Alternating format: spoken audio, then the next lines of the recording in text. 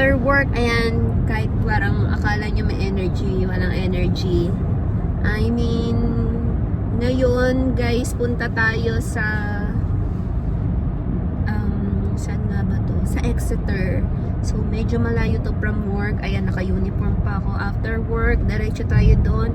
Kasi, ito yung etong kukunin natin is pinabitbit ko dahil kapag pala ang laptop ang bitbit or binagahe, aabot ng mga 18 to 20,000 kapag bina-DHL.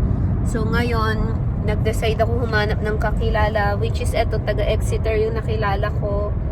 Ayan, pinabitbit ko. So, hindi ko pa alam kung magkano yung babayaran ko. So, tara, samahan nyo ako, samahan nyo akong puntahan. At, tignan, kasi laptop yung pinabitbit ko. Actually, 1 year kung inantay yon dahil kapalit yun nung nasirang item dyan sa Pilipinas for 1 year. Ngayon ko lang makukuha, ngayon ko lang magagamit pang school. Eksakto kaka-start lang ng school ko. Kaya ayan, thank you talaga Lord. So tara, samahan niyo ako.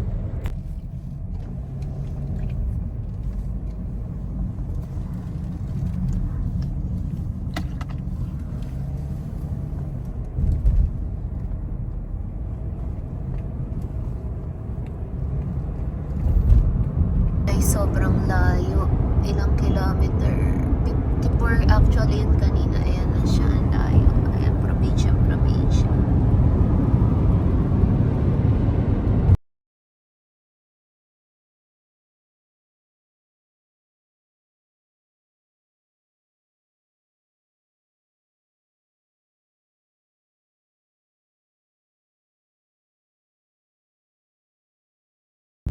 So guys, eto, nandito na tayo. Hinahanap lang yung bahay. So tara.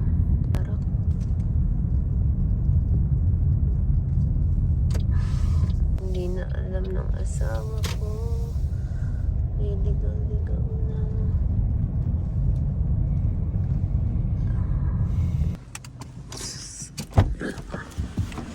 Yeah.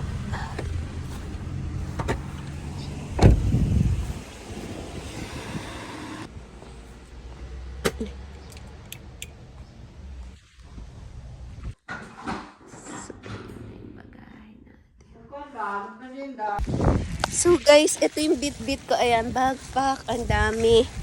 Hindi ko na nakuhanan kasi nga, ang dami naming chikahan. Wait lang. Ang daming chikahan. So guys, ayan, naiiyak ako kasi hindi nila ako siningil. Ayan yung mga pinabitbit ko. Diyos ko. Binuksan daw kasi sa airport. So, ayun na nga guys. Eto, kasama yung bag, tapos yung mga plastic, kaya naka-open. Syempre, nagbukas na ng bagahe. Pati sa airport, dahil brand new yung car. Dahil brand new yung laptop ko, binuksan. Okay lang yun sa akin, para at least alam nilang gumagana. Tapos, hindi na nga nakabox, iniwan na sa Pilipinas. So, naiyak ako kasi, guys, ang mahal. Alam niyo yung, kung DHL ko to, ang mahal. Kumbaga, parang bumili na rin ako ng isang laptop. Kapalit lang naman to nung nung unit na nasira ko last year. So, ayan, gagastos ako. Tapos, hindi ko expected na 7 kilos yung pinabitbit ko. Hindi ako siningil kasi parang pabitbit kailangan magbayad. Pero napakabait nila. Kakahiya. Ganyan pala dito kapag mga citizen na sobrang babae. Thank you so much, tita. Makakaiyak. Nakalibre ko. Kala nyo ba? Tapos, natatawa lang ako guys kasi yung mga gamot na natatawa kasi dyan pa ako sa Pinas bumibili ng gamot. May iba pala dito katulad ng gabis ko. Dyan pa ako sa Pinas bumili. Nagugulat daw sila bakit sa Pinas pa ako bumibili. Meron pala dito, Diyos ko, diba? Ang tagal ko na rin dito pero dyan pa rin ako. Ewan ko ba ba't sa Pinas pa ako bumibili. Anyway, yun lang guys. So, ang advice ko pala guys sa mga katulad ko na nagpapabitbit or yung parang gusto nyo magkaroon ng bagahe, mas maganda na magpabitbit na lang. Hindi dahil sa libre ha. Mas safe lalo na kung laptop or personal things. Basta ingat lang kayo at dapat kilala nyo yung parang magbibit-bit nung nung mga bagay nyo. Kasi syempre, may mga pa rin dito, mga maloloko, alam nyo na.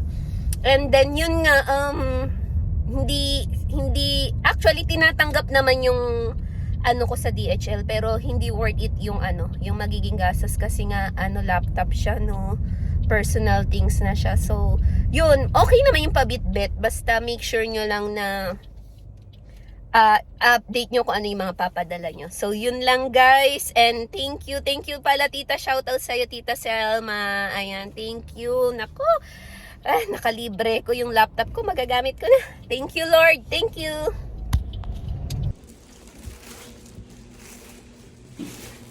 Guys, ayan, i-unbox na natin yung mga pinadala ko from Pinas para makita nyo rin kung ano yung mga pinabitbit ko. Ayan, kakauwi ko lang. Tingnan, ang gulo nung room namin kasi naglalaba pa si husband. Ayan.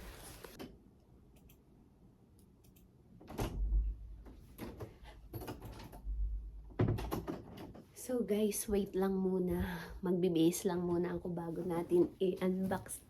Unbox actually, naka-unbox na siya. Kasi nga, chinek din dahil naka-box to. Chinek kung gumagana. So ayun, working naman kaya. Ay, I'm happy.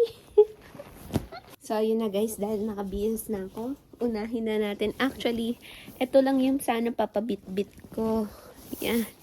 Bago pa. Ito sana yung papabit-bit ko. Yung plastic nito, ito.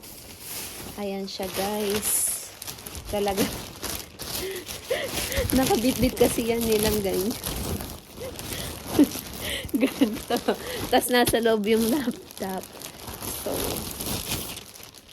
ito lang mahalaga na kasi ito yung pinakamahal. Ito pa lang sa DHL is 18,000. So, ayoko umatras ako. So, ayan na siya. Yung laptop ko, hindi ko pa nga na-check kung gumagana. So, crush ko yung bag, pero hindi siya pwede pang school. So, ito mga damit ko. Naisingit pa, diba? Oh my gosh. And, yun kasi may pagbibigyan tayo. Ito yung mga manual ng laptop. Ayan, plastic manual. Diyan ka na. My gosh, naka-plastic yung laptop ko. Oh my gosh, ito na siya. Wow, ang ganda ng color. Thank you so much. It's color. Wow. I love it. I love it. Tara, kunan natin. Ayan siya, guys. Tignan mo. Oh my gosh, ayan na siya. Whoops. Charan! Yun. Yan na siya. Diba? Yay! Yay! Ba't ayaw? Ayun, pumukas. Wait natin. Yun!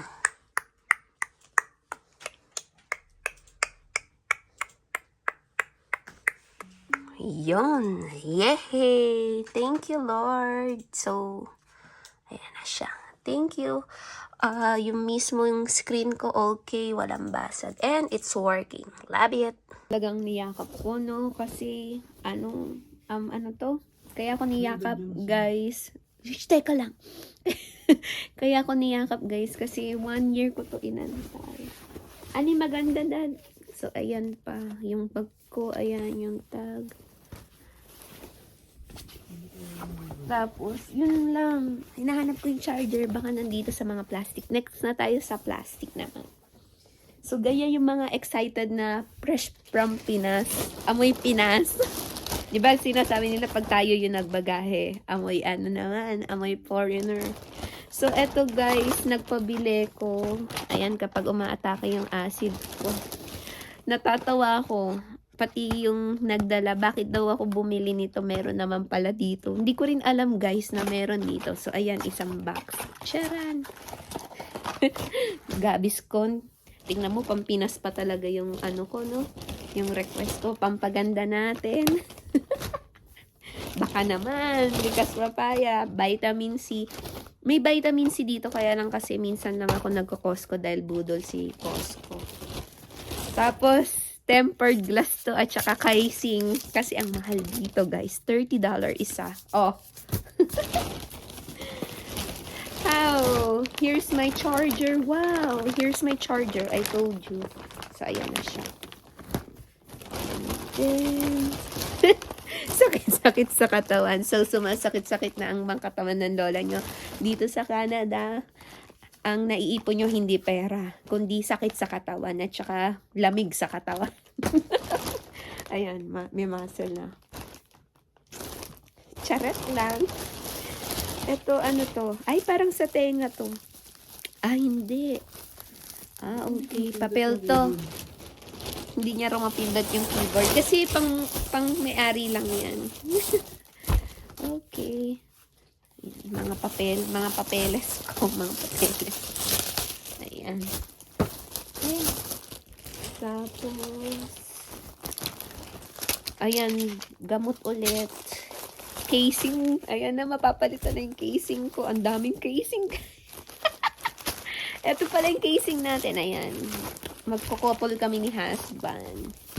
So, I had casing. Ang kulit na mga pinabibili ko, no? Kasi mahal dito, guys, eh. Actually, wait lang. Ayan, gamot. Alaksa. Hindi alam yung password. Nalimot ko rin. Sa sobrang tagal ko inantay dito. So, next plastic tayo. So, guys, eto pala. Ayan. Eto pala, graduation dress ko. So, inspired by Alex Gonzaga. Pero dalawa kasi yung ni-ready kong graduation kong damit. So, titignan ko kung bagay ito or yung isa. Kulay pink din yung isa, pero light pink. Ito kasi peach. Ayan siya. Thank you, thank you. Ayun lang naman, guys. And overall, wala na. Sa tenga. Ito, lumang damit ko na to. Tapos wala na, pang tenga. Ang kulit ko, di ba? Iba-ibang kulay. Wala na. Yun lang. That's it, guys. Wala na, plastic na to. Thank you. I hope you like this video. And see you soon sa next kong vlog. Hindi ko kasi alam kung anong pa iba-vlog ko. Bye!